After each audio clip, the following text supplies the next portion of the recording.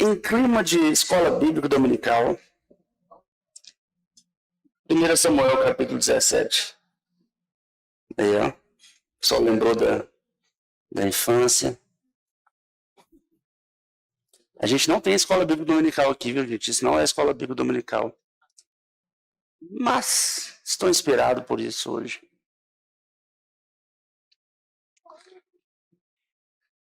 Primeiro livro do profeta Samuel, capítulo 17. Essa história, ela é muito EBD, né?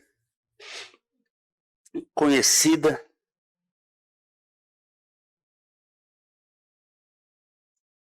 Talvez muitos de vocês já leram isso. Versículo 1. Aqui para te contextualizar o que está rolando. Nesse momento, Davi já tinha sido ungido pelo profeta como o novo rei de Israel. Embora ele ainda não tinha assumido, ele foi ungido ainda muito jovem, mas ele já havia sido separado, já tinha deitado nele o chifre lá de azeite, já tinha dado tudo certo. Mas Saul ainda estava no comando. Saul ainda era o rei de Israel. O Espírito do Senhor já tinha se retirado de Saul. Saul já estava sendo atormentado por espíritos malignos. E Davi já tinha chegado perto de Saul. Ele acalmava Saul tocando, né, a lira. E aqui você vai ter uma guerra que vai começar entre os filisteus e Israel. Diz assim: os filisteus juntaram suas forças para a guerra e reuniram-se em Socó de Judá e acamparam em Éfes-Damim, entre Socó e Azeca. Vocês conhecem a geografia da região, então, só para vocês entenderem como é que é. Saul e os israelitas reuniram-se e acamparam no vale de Elá, posicionando-se entre a linha de batalha para enfrentar os filisteus. Os filisteus ocuparam uma colina e os israelitas outra, estando o vale entre eles. Ficou fácil de entender, né? Uma colina, outra colina, um vale, Israel, filisteus. Um guerreiro chamado Golias, que era de Gate, veio do acampamento filisteu. Tinha 2,90 metros de altura. Para você entender, é o Carlão com o Diógenes no ombro. 2,90 metros.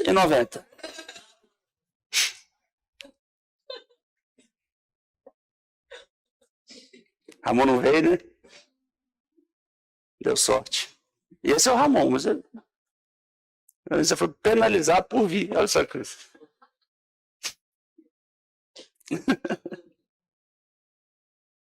Reforço positivo, né? Gigante, enorme. Ele usava um capacete de bronze e vestia uma couraça de escamas de bronze que pesava 60 quilos, o peso do Ramon.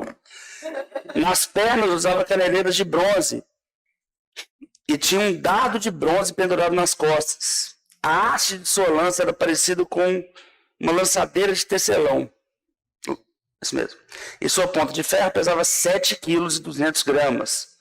Seu escudeiro ia à frente dele. Golias parou e gritou às tropas de Israel: por que vocês estão se posicionando para a batalha? Não sou eu um filisteu, e vocês os servos de Saul? Escolham um homem para lutar comigo. Se ele puder lutar e matar-me, nós seremos seus escravos. Todavia, se eu vencer e o matar, vocês serão nossos escravos e nos servirão. E acrescentou: eu desafio hoje as tropas de Israel. Mandem-me um homem para lutar sozinho comigo. Ao ouvirem as palavras do filisteu, Saul e todos os israelitas ficaram atônitos e apavorados. O que está rolando aqui? Vai rolar uma guerra e um cara tem uma ideia que parece justa, parece boa. Eu vou, ao invés de todo mundo morrer, ao invés de todo mundo sair no tapa aqui, escolhe o melhor de vocês que vai lutar contra mim. Lembra? Carlão com Diógenes, um cara enorme. Que não parece uma boa ideia lutar contra esse cara, né? E ele lança um desafio. Esse desafio é para o exército de Saul. É claro que, dadas as devidas circunstâncias, todo mundo se treme de medo por causa daquele cara daquele tamanho. É um cara que a própria armadura pesa o peso de alguns dos israelitas. Um cara certamente guerreiro, né? Um campeão guerreiro. E com aquela ameaça, né? Com aquela afronta, ele deixa todo o povo de Israel com medo. Versículo 12. Davi era o filho de um efrateu de Belém de Judá, chamado Jessé. Este Jessé, né, tinha 8 filhos, já era idoso na época de Saul. Os 3 filhos mais velhos de Jessé tinham ido para a guerra com Saul. Eliabe, o mais velho, Abinadab, o segundo, e Samá, o terceiro. Davi era o caçula. Os 3 mais velhos seguiram Saul. Mas Davi ia ao acampamento de Saul e voltava para apacentar as ovelhas de seu pai em Belém. Durante 40 dias, o filisteu aproximava-se de manhã e de tarde e tomava posição. Nessa ocasião, Jessé disse a seu filho Davi: pegue uma arroba de grãos tostados e 10 pães e leve-os rapidamente para seus irmãos no acampamento. O que Davi estava indo fazer? Davi não estava indo lutar. Talvez a gente, quando reconta a história de Davi na nossa mente, a gente acha que Davi era parte do exército. Davi não era parte do exército. Davi era simplesmente um irmão de 3 meninos que estavam no exército. E o pai dele falou assim: vai lá para ajudar a alimentar seus irmãos e a turma deles lá. Leva-se também, versículo 18, também esses 10 queijos, o que prova que o pessoal era mineiro. Ao comandante da unidade deles: veja como estão seus irmãos e traga-me alguma garantia de que estão bem. Eles estão com Saul e com todos os homens de Israel no vale de Elá, lutando contra os filisteus. Levantando-se de madrugada, Davi deixou o rebanho com outro pastor, pegou a carga e partiu, conforme Jessé lhe havia ordenado. Chegou ao acampamento na hora em que, com grito de batalha, o exército estava saindo para suas posições de combate. Israel e os filisteus estavam se posicionando em linha de batalha frente a frente. Davi deixou o que havia trazido como responsável pelos sofrimentos, correu para a linha de batalha para saber como estavam seus irmãos. Ele estava obedecendo exatamente o que o pai tinha chamado ele para fazer, né? Versículo 23. Enquanto conversava com eles, Golias, o guerreiro filisteu de Gate, avançou e lançou o seu desafio habitual, e Davi o ouviu. Quando os israelitas viram o homem, todos fugiram com muito medo. Os israelitas diziam entre si: vocês viram aquele homem? Ele veio desafiar Israel. O rei dará grandes riquezas a quem o matar. Também lhe dará sua filha em casamento e isentará de impostos em Israel a família de seu pai. Davi perguntou aos soldados que estavam ali ao seu lado: que receberá o homem que matar esse filisteu e salvar a honra de Israel? E quem é esse filisteu incircunciso para desafiar os exércitos do Deus vivo? Eu não sei se você percebeu, mas nesse momento, pela primeira vez,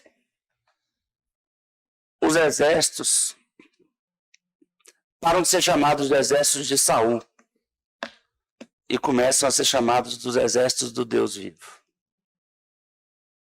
Eu acho que essa faz a maior diferença entre a cabeça de Davi e a cabeça de todos aqueles que ouviram o desafio.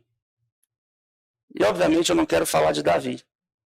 Eu quero falar da gente. Amém? As histórias do Antigo Testamento, elas são sombra e elas servem de testemunho e testemunho de fé para as coisas que a gente lida e luta hoje em dia. Não importa como aconteceu isso, não importa se eles exageraram o tamanho de Golias. Tinha uns 2,90 m. Ninguém tem 2,90 m. Eu já vi muita conversa, muita teoria sobre esse acontecido. Existe uma condição rara que aparentemente acomete uma ou outra pessoa que, na história, né, que faz com que ela fique muito grande. Em alguns casos, a pessoa não tem muita coordenação, em outros ela consegue ter uma coordenação. Tem um teólogo americano que fala de uma condição rara e que ele acha que Golias tinha essa condição, né? Que faz com que o cara fique muito grande, mas ele fique praticamente cego. E é por isso que ele tinha um escudeiro, e é por isso que ele chega para Davi e fala assim: por que você está vindo para mim como se eu fosse um cachorro com um pedaço de pau na mão, né? Ele não viu direito o que Davi estava usando. Enfim, nada disso importa para mim. Que a Bíblia não fala sobre isso. E o importante das histórias do Antigo Testamento é a gente entendê-las à luz da revelação que nós temos na Nova Aliança. Amém? O que Davi fez aqui foi viver pela fé. Nada mais, nada menos. Sabe? Você percebe claramente nessa leitura do texto que o que aconteceu com os israelitas foi que eles ficaram olhando uma circunstância sobrenatural com medo. Eles olharam para um cara muito grande. Eles sabiam que existia uma recompensa para quem pegasse aquele cara, para quem matasse aquele cara. Eles sabiam da recompensa, mas entre eles e a recompensa tinha uma circunstância. Davi não era o único ali que conhecia o Senhor. Davi não era o único ali que tinha aliança com o Senhor. De fato, ele tinha sido ungido pelo profeta, mas não foi isso que o fez vencer essa batalha. O que fez ele vencer essa batalha foi a fé que ele tinha no Senhor. O que ele fez ele vencer essa luta não foi a habilidade de guerra que ele tinha, embora ele tinha alguma habilidade, mas muito mais ligada à coragem. Eu não vou ler o texto todo, porque ele é grande. Mas logo mais você tem Davi chegando para se voluntariar para atacar Golias. E o pessoal chega para ele e fala: cara, você não aguenta não, esse cara é guerreiro desde a mocidade, você é um menino. Você não tem a menor condição de vencer esse cara. E aí ele falou assim: olha, eu sou pastor de ovelha. Se um urso pega uma ovelha minha, eu vou lá, dou na cara dele até ele morrer. E um leão pega uma ovelha minha, eu vou lá, arranca ela da boca dele, pega ele pela juba e dou na cara dele até ele morrer. Mas ele, independente disso, ele alia tudo que ele é e tudo que ele consegue ser ao Deus que ele serve. E qual é a grande diferença de Golias e Davi nessa história? Os dois homens, né? Naturalmente, um tinha muito mais força e muito mais condições de acabar com o outro. A diferença é que todos nós, em relação ao nosso Pai, em relação ao Senhor, nós não temos diferença nenhuma de tamanho. Obrigado, sabia que o Jorge ia ficar. Eu fico imaginando, eu já pensei isso várias vezes. Eu morava numa casa ali no Bituruna, e nessa casa eu descobri por que Montes Claros chamava Arraial das Formigas. Eu nunca vi tanto tipo diferente de formiga num mesmo lote. Tinha umas pequenininhas, tinha umas grandonas, tinha umas que não pareciam nem formiga, mas era. E as formigas, assim, uma grande morria, centenas de pequenininhas aí arrastava ela pro... E não tinha um formigueiro, né? Eu acho que devia ser uma colônia de formigueiro debaixo da casa. Sabe? Eu nunca vi tanta formiga, eu não sei dar nome de formiga, eu não sou estudioso de formiga. Eu sei de uma coisa. Se eu fosse enfrentar uma formiga daquela, o que eu fiz algumas vezes, não importa se uma formiga era 50 vezes menor do que a outra. Tudo que resolvia, tudo que custava para mim era o mesmo pisão. Em qualquer uma. Amém? A gente tem um pensamento em relação às circunstâncias humano. O que a história de Davi e Golias nos ensina? Não existe tamanho de circunstância. Não existe olhar para a realidade humana e falar assim, pronto, agora não dá mais. O que Deus nos ensina através da história de Davi e Golias? O ensinamento que o Senhor nos dá é que dentro do plano, do propósito dele, não existe nada natural que possa parar a gente.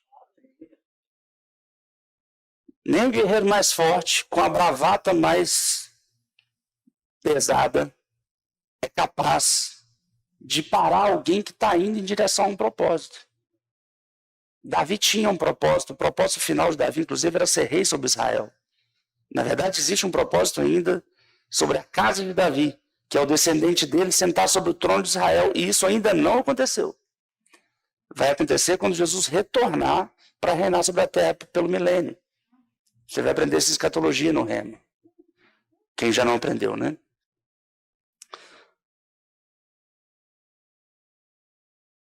Existe uma coisa na soberania divina que ela anula qualquer plano, qualquer esquema que aconteça dentro dos planos humanos, né? Naturalmente, não tinha ninguém capaz de acabar com aquele gigante. Sabe qual que é o que acabou com ele? Foi a fé de Davi. Que foi uma pedrinha que acertou a cabeça daquele cara. Eu não sei se eu tenho coragem de enfrentar alguém aqui com uma funda, né? Um estilingue. Né? Vem cá, Luizão. Eu e você agora. Tem que matar, mas é difícil. Alguém tem coragem? Jorge, quer tentar? Pedrinha, estilingue. Cara, mas o jeito que Deus nos mostra que para ele o quanto é ridículo para o Senhor, o quanto é óbvio, o quanto é simples para o Senhor acabar com a circunstância que nos atrapalha. Se a gente pensar de uma maneira humana, cara, como que eu vou pegar uma espada? Eu não vou nem acertar a jugular do cara. Humanamente é estúpido. Mas Deus, para ele, é tudo formiga. Não importa o tamanho do problema. Não importa o tamanho da oposição. O que importa? A vida pela fé. O povo estava com medo. E o medo é o contrário da fé, né? O medo trava, o medo paralisa, o medo paralisou aqueles caras. O medo paralisou todo mundo. Tinha uma oferta maravilhosa. Tinha um propósito e um plano maravilhoso diante deles. Ficaram com medo. Estavam lá, porque eram obrigados a estar. Eles estavam lá na linha de frente, porque eles eram obrigados a estar.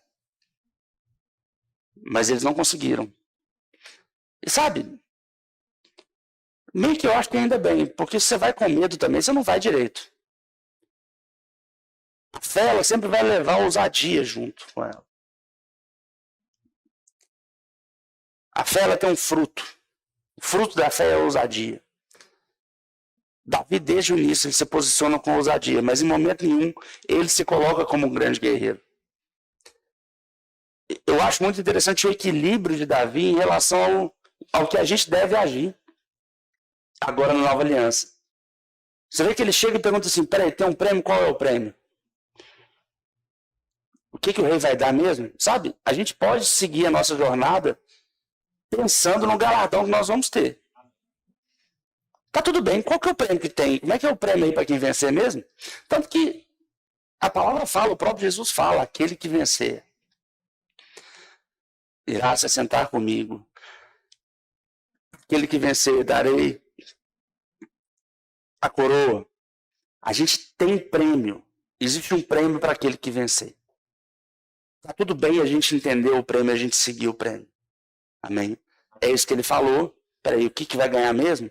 E depois ele ficou até pensando, cara, por que vocês estão com medo desse incircunciso? Enquanto os outros chamavam ele de gigante, chamar de incircunciso significa, esse cara não tem aliança com Deus.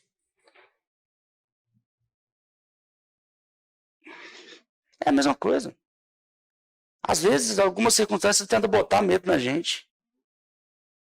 Você fala assim, cara, peraí. Eu estou fazendo o propósito de Deus, eu tenho uma aliança com o Senhor. Essa pessoa que está vindo contra mim não tem. Pastor, mas às vezes a pessoa é crente também. Não é sobre ser crente. Não é sobre estar no povo. Deixa eu explicar. Eu estou falando isso nessa manhã e eu sei que tem gente que fala assim, não, então tá bom, então eu vou lá enfrentar meu gigante. Às vezes seu gigante não está num caminho do propósito de Deus, não. Às vezes é um propósito seu. Se o propósito for seu, você vai tomar um couro do gigante. Servido. E é por isso que muita gente sofre nas EBDs, né? Não estou aqui para mentir para você. Eu não estou falando que você tem a força de enfrentar qualquer gigante. Eu estou falando que você tem no Senhor a força de enfrentar uma oposição contra o plano de Deus na sua vida. É isso. É isso que está acontecendo aqui. Você não vai sair por aí desafiando todo mundo no UFC, porque você é crente. Você vai descobrir lá que tem um monte de crente lá. Amém. Não é você fazer o que você quiser da sua cabeça. Querer enfrentar qualquer pessoa ou qualquer circunstância. Se o Senhor não estiver nela, você vai dar com a cara na porta. O que nos traz a um único pensamento. Eu preciso ter a convicção do que Deus tem para a minha vida. E quando eu tiver essa convicção, eu vou enfrentar qualquer coisa que aconteça. Não sei, talvez Saul, que era o líder daquele exército, já tinha perdido o Espírito Santo sobre ele. Saul era um líder. E Saul estava com medo. Saul era um guerreiro. Se você vê seu líder com medo, você fica com medo também. O exército inteiro viu o líder deles com medo. Porque, cara, se era para alguém enfrentar aquele gigante lá, Saul era o melhor candidato, provavelmente. Tanto era que quando Davi vai enfrentar, ele oferece a armadura dele. Ele tinha a melhor armadura, ele tinha o melhor equipamento. E a armadura dele era muito grande para Davi, não servia. Né?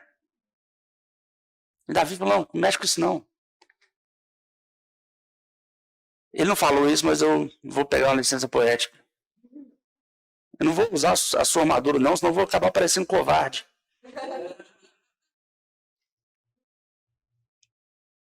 Talvez Davi não foi influenciado porque ele não era do exército. Ele não estava debaixo da liderança daquele cara. Ele estava ligado direto debaixo da liderança do Senhor. Se o líder covarde não enfrenta, o exército não enfrenta. Davi estava de olho no propósito do chamado dele. E por causa disso, não porque ele era bom de arremesso, não porque ele era forte, nem mesmo porque ele tinha conseguido livrar as ovelhas da boca do urso, da boca do leão. Mas é porque existia um propósito Israel vencer aquela batalha. O que aconteceu foi que Davi teve mais fé do que o próprio rei, que eles venceriam aquela batalha. Existem outras maneiras disso acontecer. Existem outras maneiras desse desafio ser cumprido, né? Ou deles vencerem o exército dos filisteus. Mas, de qualquer maneira, Saul ficou amedrontado. E levantou um homem que entendia quem ele era.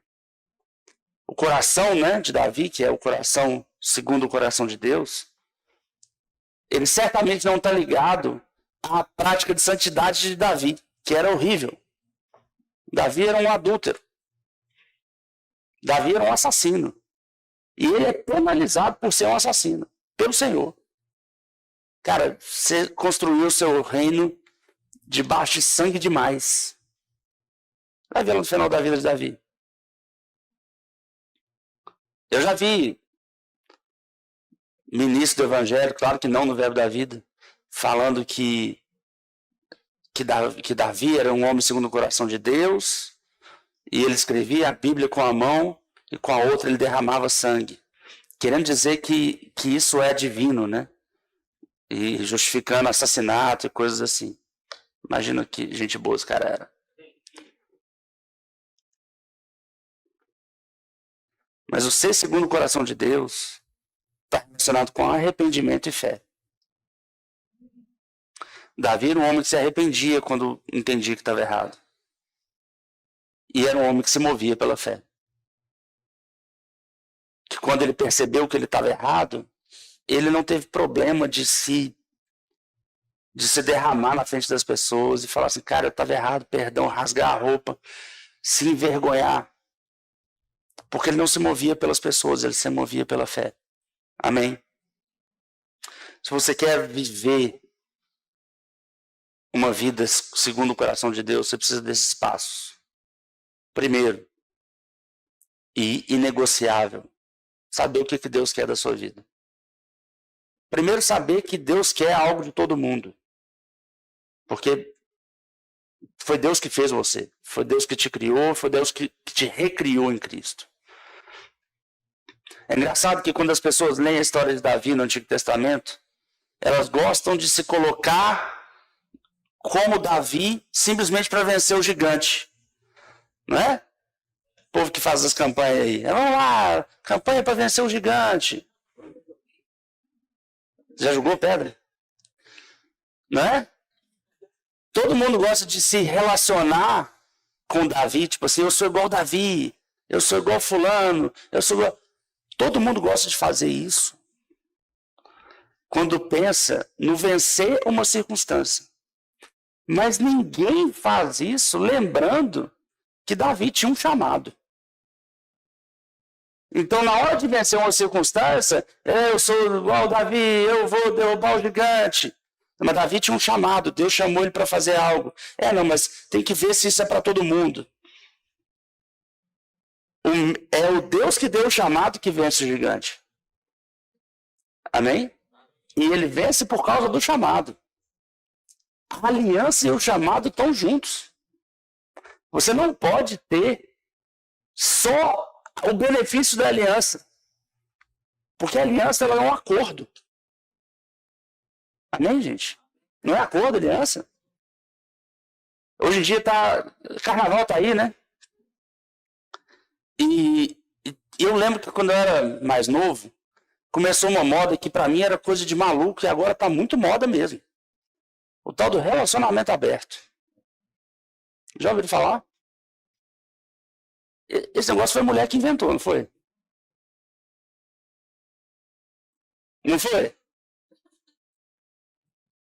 Só pode ser. Imagina. Saiu eu e Natália no carnaval, Natália, cada um por si. Eu volto de mão vazia para casa. Não posso dizer o mesmo dela. Foi a mulher que inventou esse negócio. Talvez não foi homem. Homem é idiota. Homem é burro. Essas coisas. Ele acha que, vou arrebentar. Meu amigo.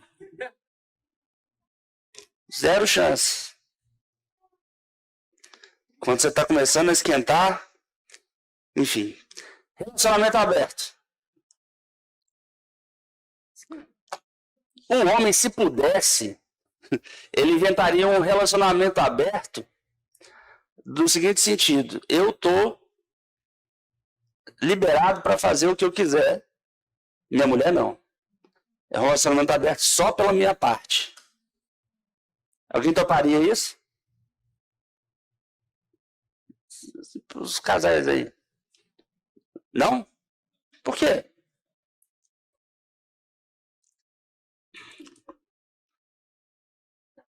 Você vê que a Rafa tá vestida pro carnaval, né?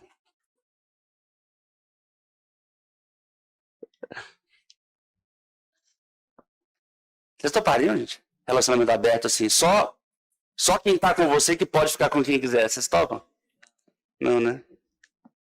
Mas não é assim que a gente faz com o Senhor, quando a gente quer usar o poder dele? Quer usar as bênçãos dele. O Senhor é meu pastor, nada me faltará. Ah, não, e essa parte aqui de ser fiel? Essa aí não. Não sei se isso é para mim. Alô?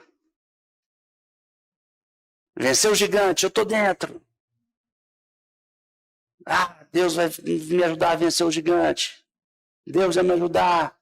Ah, o Senhor é meu pastor. Ah, olha, é verdade, eu vou declarar, eu vou falar com fé para o monte se mover, aleluia. Então, irmão, você tem que servir o corpo. Ah, não, mas eu tenho que olhar ao meu lado. Tá funcionando ainda o microfone? Esse dia de carnaval, eu quero que você faça um pensamento, já que é dia de ceia também, né? Olha que conveniente. Se você está num relacionamento aberto com o Senhor, unilateral, só da sua parte. Sabe, tem muita gente que usa Deus, usa mesmo, né? Ou quer usar, ou tenta usar. No seguinte sentido: na hora que o calo aperta, na hora que dói, eu vou rezar. Aí a gente usa rezar, né? Na hora que dói, ai meu Deus, não sei se Deus existe, mas eu vou orar aqui porque não, nossa, perdão. Eu já vi homem assim, já viu? Mulher pega a sexta traição, agora chega, agora eu parei. Só quando pega, né? É só quando pega. Não arrepende de verdade. É só quando o pau quebra, né? Será que às vezes a gente não é assim, gente? Só vai pro Senhor quando o pau quebra. Que no fundo, lá no fundo, a gente sabe se a gente está sendo fiel ou não. Lá no fundo a gente sabe. Eu não preciso te falar, você não precisa marcar um gabinete comigo para. Você sabe. Olha, eu posso até estar errando, mas se eu estiver errando, é sem eu saber. É possível que a gente erre. Tá tranquilo a gente errar. Davi errou pra caramba. Mas errou de idiota. Errou de vacilão. Errou de carnal. Acontece.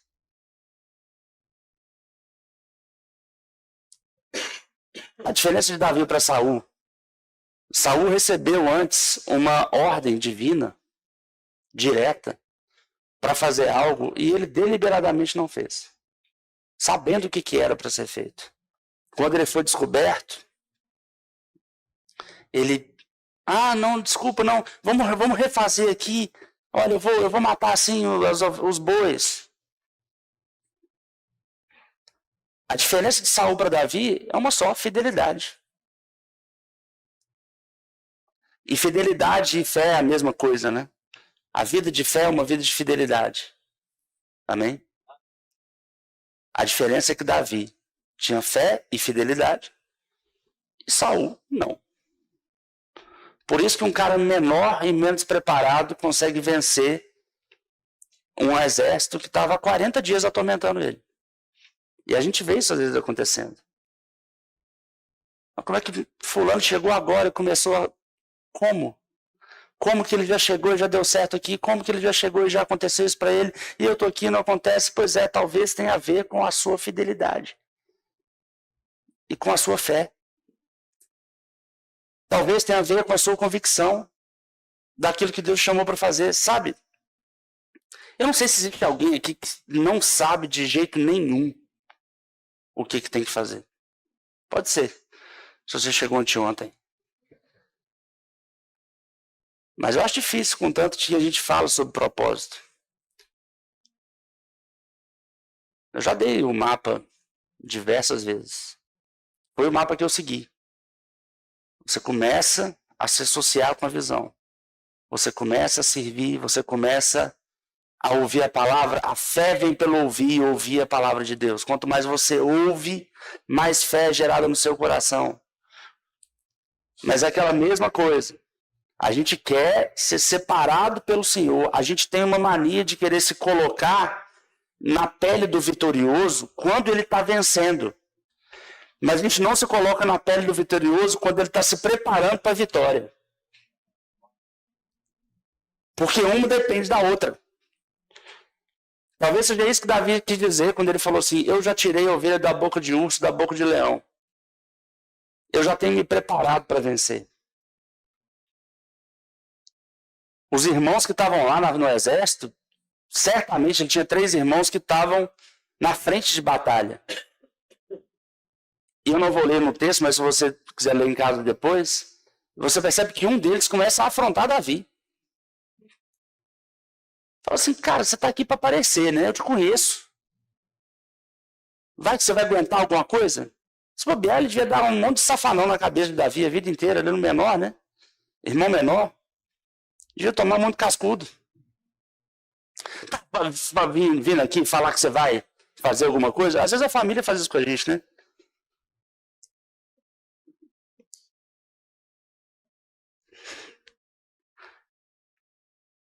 O que você está vindo perguntar aqui, negócio de gigante, de recompensa? Sai daqui, menino. Os caras que estavam com medo. Os caras que eram guerreiros.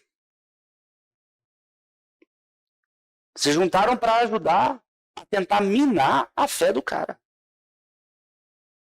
Eu não posso querer ser os dois. Às vezes, a jornada do vitorioso ela é solitária. Dentro da sua própria família, dentro dos seus amigos. O que a história de Davi e Golias nos ensina é que não existe nem tamanho e nem número contra aquele que está fazendo algo que o Senhor chamou ele para fazer. Não existe tamanho nem número. Existe a sua convicção. Por que a gente não tem convicção? Por que às vezes a gente não tem tanta convicção? A palavra fala que você bater a porta, ele abre. Eu conheço muita gente com convicção. E muita gente sem.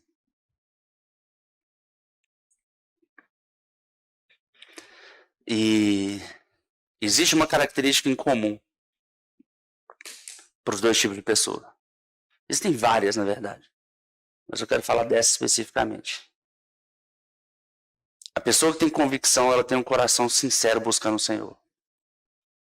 A pessoa que não tem convicção, ela engana a si mesma. Não é? Ela se engana. E olha, é muito fácil você se enganar. Porque você vai ter o diabo do seu lado para te dar munição. O tempo inteiro. Ah, ele tá falando isso aí, mais e blá, blá, blá, blá, blá, blá, blá. É isso, o que vem depois do blá, blá, blá. Eu já vi, eu ministrando a palavra assim, textualmente. E pessoas por causa de alguma cobiça, alguma concupiscência, algum desejo. Ah, mas eu não sei se é bem assim não. Cara, você entende que é bem assim que está escrito? Entendo, mas não sei se é bem assim na realidade, não. A pessoa, nesse caso, ela já deixou de acreditar que a palavra é a realidade. Não é verdade? Se na realidade não é assim, eu sempre falo, cara, você pode pegar tudo que eu falo e refutar com a escritura. Falar, olha, mas esse texto aqui não desfala o que você está falando, não. E se acontecer, ok. Eu volto aqui, prego tudo ao contrário e peço desculpa. Mas o que acontece não é isso. O que acontece é que a pessoa rumina dentro dela, com engano dentro dela. Não é verdade? Cadê os que ruminam aí? Falam um amém para mim. Ia falar, né?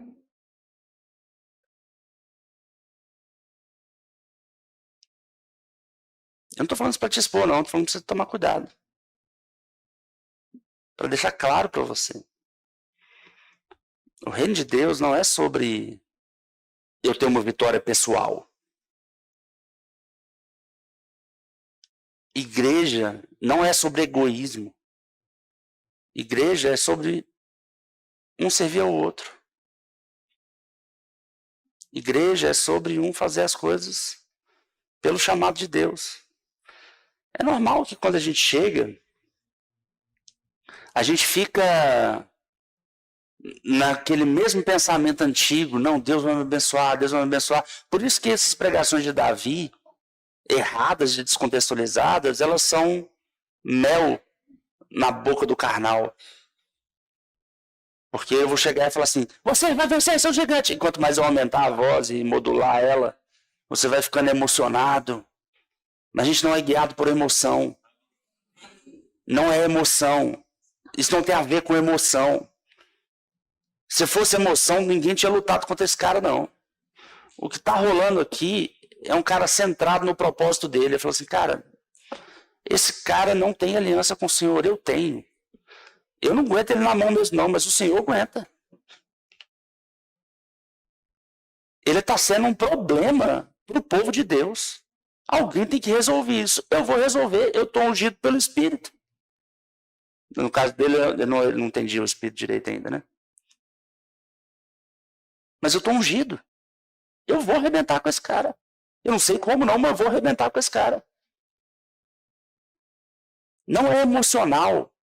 Ele não foi emocional. Você vê que ele vai olhando devagar, ele vai entendendo, ele vai testando, ele vai perguntando. E ele vai sendo tomado por uma convicção. Não é uma campanha de 7 dias para vencer o gigante. Vão dar 7 voltas para quebrar um muro. Não tem nada, isso não tem nada a ver. Isso não funciona. O que funciona é você entender o seu chamado. Entender o que Deus quer para você. Buscar o que Deus quer para você. Tem gente que quer entender, mas de um jeito quase infantil. Ah, então por que Deus não me fala? Tô aqui, Deus não me fala o chamado? Fala o chamado, Deus. Né? Se ele é todo poderoso, por que ele não fala? Isso é a voz do diabo, tá? Eu faço lá um pouco.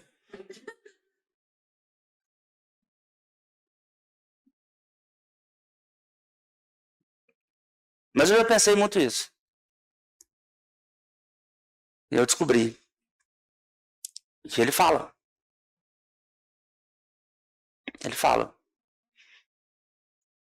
E voltando pro relacionamento, né? Quem é casado sabe que quando a gente tá com preguiça de ouvir, a outra pessoa tá falando e você tá assim, não tô te ouvindo. Tá ouvindo perfeitamente. A pessoa tá te chamando pra fazer um negócio que não quer fazer, né? Vem cá, me ajudar pra lavar a louça. Oi! Peraí. Indo mandando pra longe. Não é que Deus não fala. Fala e fala pra caramba. Ele fala por meio da palavra dele. Pra começar a conversa. Não, mas eu quero que ele fale comigo. Não, não quer não. Mentira. Porque se você não acredita na palavra dele, aí você já não acredita, entendeu? Você quer uma experiência sobrenatural. Isso aqui é uma experiência mística. E Deus não se move por experiência mística. Existe a experiência mística, mas ele não se move por ela. Existe a emoção, mas ele não se move por emoção. O que move o reino de Deus é a fé. O que nos move em Deus é a fé. Mas eu quero sentir. Vai ficar querendo. Você pode sentir, mas você não pode querer. Tem um monte de coisa no reino do Senhor que você pode ter, mas não pode querer. Dinheiro, você pode ter, mas não pode querer. Entendeu? Bom, não posso querer, não. Não tô falando de pagar a conta, não. Tô falando de riqueza. Pagar a conta você pode querer, inclusive é seu, é lícito. Eu tô falando assim, não, eu quero ter. Ai, nossa, outro dia, perto da minha casa, colocaram uma concessionária de uma marca de carro importado. Eu falei, cara, não, que legal seria ter um carro desse. Depois eu pensei, pra que eu quero isso? Pra que eu quero isso, sério? Tinha uma test drive, falei, uma hora eu vou lá, vou fazer um test drive. E vou matar minha vontade de dirigir esse carro e pronto. Pra mim não ia ser tão legal ter um carro importado caríssimo, concorda?